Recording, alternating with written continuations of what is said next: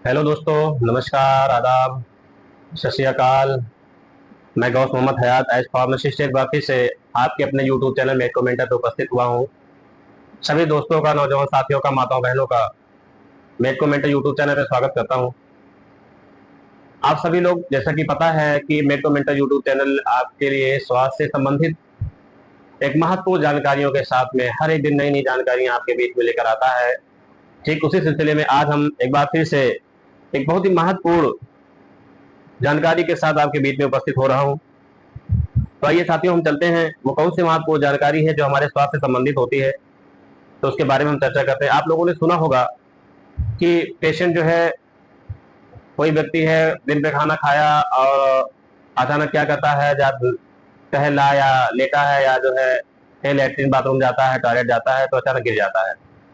गिर जाने पर उसके एक तरफ के अंग जितने होते हैं, वन साइड के, बिल्कुल काम करना बंद कर देते हैं। तो लोग जो है कहते हैं कि पैरालाइज हो गए हैं, इन्हें लकवा की बीमारी हो गई है, तमाम तरह की बातें आती हैं। तो ये कैसे पता लगी, इनको क्या दिक्कत है, कि स्ट्रोक है, क्या दिक्कत है, इन सब के लिए हम आपको बताएंगे। बहुत ही महत्वपूर्ण बिंदुओं पे आज हम चर्चा करेंगे। केवल इन्हीं बातों को आज हम रखेंगे कि कैसे हम पहचाने कि ये लकवा है या जो है स्ट्रोक है, ब्रेन हैमेज है, क्या है। तो दोस्तों, आइए हम आपको बताते हैं पहचानने का क्या तरीका होगा। जैसे पेशेंट है आपका, अगर वो गिर गया अचानक और गिरने के बाद उनके एक तरफ के हाथ, एक तरफ के पाँव नहीं उठ पा रहे हैं, और बोलने में उनकी आवाजें सफा नहीं रही हैं, खाना पानी निकल नहीं पा रहे हैं, मुंह में कुछ जाता है, पेशेंट की हिस्ट्री पता करने के बाद तो पता लगता है मुंह में जाता है, लेकिन मुंह से सब चीजें बाहर चली जाती है, वो मुंह के अंदर नहीं जाती है। तो इसका मतलब कहीं ना कहीं पेशेंट को पैरालाइज की दिक्कत हो गई है, ब्रेन हैमेज की समस्या हो सकती है। तो इसकी जानकारी करने के लिए कि क्या क्या चीजें हैं, किस वजह से ये दिक्कत आ रही है, तो हमें इसके लिए एक जांच होती है जिसे हम सीटी स्कैन कहते हैं। सीटी स्कैन कराना होगा। जब सीटी स्कैन हम लोग कराते हैं तब हम कैसे पता लगाएं कि ये इन्हें सीटी स्कैन में क्या दिक्कत आई है। अब स्ट्रोक है कि या ब्लीडिंग बढ़ गई है, तो सबसे पहले आप ये जान लें कि अगर कैसे पता लगे कि स्ट्रोक किस तरफ आया है या ब्लीडिंग क्लाट किस तरफ हुआ है। तो जब भी आप देख लें कि आपके पेशेंट का जिस तरफ का अंग नहीं काम कर रहा, हाथ पैर नहीं उठ रहा है, इसका मतलब ठीक उसके अपोजिट साइड में दिमाग पे ये अटैक हुआ है।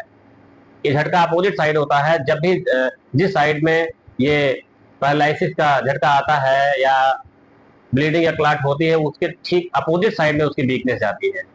अगर मान ली दाहिनी तरफ हमारा हाथ पैर सब शरीर को हम देख लिया, बॉडी हमारे सामने आई, पेशेंट आया, पेशेंट को हमने देखा, देखने के बाद लग रहा है कि इनके दाहिने तरफ जो है हाथ पैर काम नहीं कर रहे, इसका मतलब इनको स्ट्रोक किस तरफ आया है, बाई तरफ आया है।